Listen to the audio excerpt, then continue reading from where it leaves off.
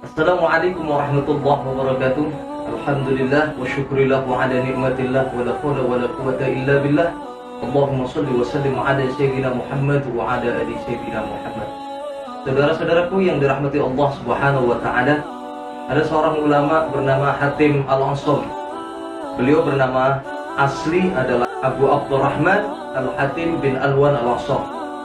Itu nama asli beliau yang kemudian beliau populer dipanggil dengan Hatim Al-Ansari. Al-Ansari ini bukan nama yang sebenarnya, melainkan hanya julukan dari masyarakat yang saat itu melekat pada diri ulama itu. Al-Ansari artinya seseorang yang tuli. Nah, pada kesempatan kali ini kita akan mencoba mendengarkan sebuah kisah orang ulama yang sangat luar biasa karena kealimannya dan sangat menjaga perasaan orang lain. Beliau adalah seorang ulama yang menjadi panutan saat itu. Maka tidak sedikit dari mereka yang bertanya soal agama, masalah rumah tangga, masalah pribadi mereka, datang kepada Imam Hasan Al-Ansari. Hingga pernah suatu saat ketika beliau kedatangan seorang tamu, seorang jamaah perempuan. Beliau ini bermaksud ingin curhat atau sharing bersama Hasan Al-Ansari. Ketika dia bertanya kepada Imam Hasan Al-Ansari, baru saja menyelesaikan pertanyaannya, tiba-tiba tanpa disengaja perempuan ini buang angin. Dan saat itu bunyinya sangat keras. Mustahil untuk ukuran orang yang normal saat itu tidak mendengar suara kentut yang dikeluarkan oleh perempuan tadi. Namun apa yang terjadi ketika perempuan ini merasa dirinya tidak sengaja membuang angin di hadapan Imam Hatim Al-Ansari? Subhanallah, wajahnya merah menahan rasa malu di hadapan Hatim Al-Ansari. Dan saat itulah Imam Hatim Al-Ansari memahami bagaimana perasaan perempuan itu, menahan rasa malu yang begitu luar biasa di hadapan beliau. Timbullah ingin menjaga perasaan perempuan ini. Lalu kemudian apa yang dilakukan oleh Imam Hatim Al-Ansari ini yang luar biasa, dan ini jadi kisah yang turun-temurun yang menginspirasi kita semua umat Islam tentang pentingnya kita menjaga perasaan orang lain. Apa yang dilakukan oleh Imam Hatim Al-Ansari di hadapan perempuan ini? Kemudian Imam Hatim ini pura-pura tuli, lalu kemudian mengatakan kepada perempuan ini, "Wahai perempuan, tolong kau ulang lagi pertanyaan, sebab pendengaranku bermasalah. Aku tidak bisa mendengar suara bukan, tidak bisa mendengar pertanyaan." Subhanallah, ketika mendengarkan pernyataan dari Imam Hatim Al-Ansari ini, raut wajah perempuan ini seketika berubah. Yang tadinya merah padam karena menahan rasa malu yang luar biasa, karena dia buang angin di hadapan Imam Hatim saat itu. Bisa kita bayangkan, sesama laki-laki saja, jika kita tidak sengaja buang angin di hadapan sahabat kita, maka kita akan merasakan malu yang luar biasa. Apalagi ini seorang perempuan buang angin di hadapan ulama besar yang masyhur saat itu. Lalu apa yang terjadi? Imam Hatim ini berpura-pura tuli di hadapan perempuan ini. "Tolong kau ulang lagi pertanyaan, wahai perempuan, sebab aku sama sekali tidak mendengar apa yang kau sampaikan tadi." Raut wajahnya berubah. Yang tadinya malu, kelihatan dari raut wajahnya bahwasanya perempuan ini timbul sebuah kegembiraan dalam tubuh.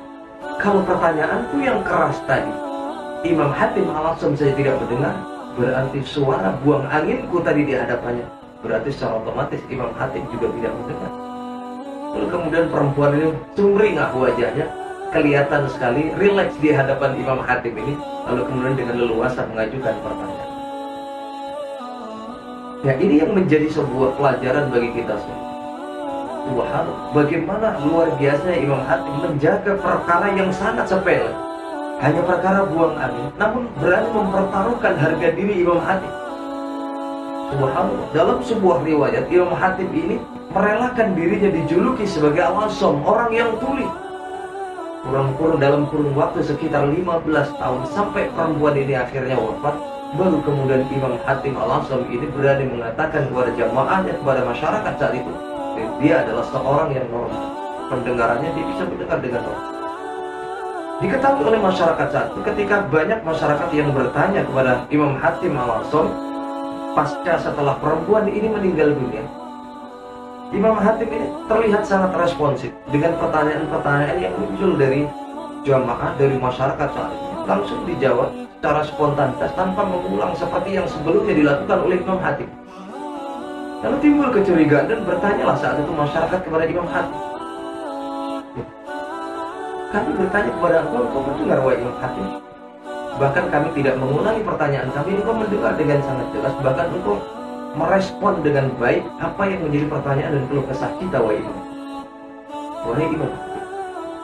Lalu kemudian disitulah Imam Hatim jujur di hadapan masyarakat, di hadapan jamaah, di hadapan umat saat itu. Beliau mengatakan bahwa sejujurnya saya adalah seseorang yang dianugerahi oleh Allah pendengaran yang sebenarnya normal. Kepura-puraanku saat ini tulis selama 15 tahun itu tidak lain adalah untuk menghargai, menjaga rasa malu yang pernah terjadi oleh seorang perempuan jamaahku yang saat itu ingin bertanya kepada Subhanallah, begitu luar biasanya menjaga aib seorang perempuan. Hanya masalah buang angin saja. Namun luar biasa Imam Hatim ini menjaga perasaan seorang perempuan sampai akhir hayatnya, sehingga dia tidak tahu kalau Imam Hatim Al-Asam ini sebenarnya adalah seseorang yang tidak tua. Apa mutiara hikmah yang bisa kita ambil dalam kisah ini? Saudaraku yang dirahmati Allah Subhanahu wa Ta'ala, Rasulullah pernah menyampaikan, barang siapa yang menutup aib saudaranya, maka Allah akan tutup rapat-rapat aib kita nanti di akhir. Barang siapa yang diberikan amanah oleh sesama, oleh saudara kita, oleh sahabat kita, yang mungkin mereka curhat kepada kita tentang persoalan masalah pribadi, persoalan masalah yang sifatnya sensitif dan sangat pribadi, dia curhat kepada kita. Di saat kita bisa menjaga aib saudara kita, kita bisa menjaga rahasia saudara kita, maka demi Allah, Allah akan menjaga rahasia kita nanti di yaumil akhir. Ketika nanti dihisab di yaumil akhir, jutaan miliaran manusia dikumpulkan oleh Allah.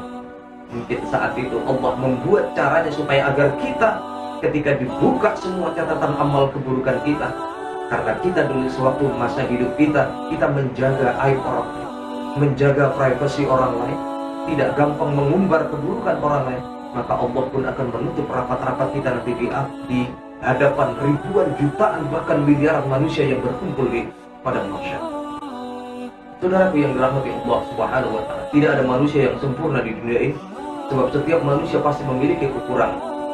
Percayalah, siapapun manusia termasuk al-fakir, di saat kita saat ini mungkin dipandang hebat di mata manusia, demi Allah percayalah, karena saat ini Allah sedang menutup rahasia kita, Allah sedang menutup rapat-rapat aib kita, sehingga saudara kita, orang lain tidak mengetahui apa yang menjadi kekurangan kita.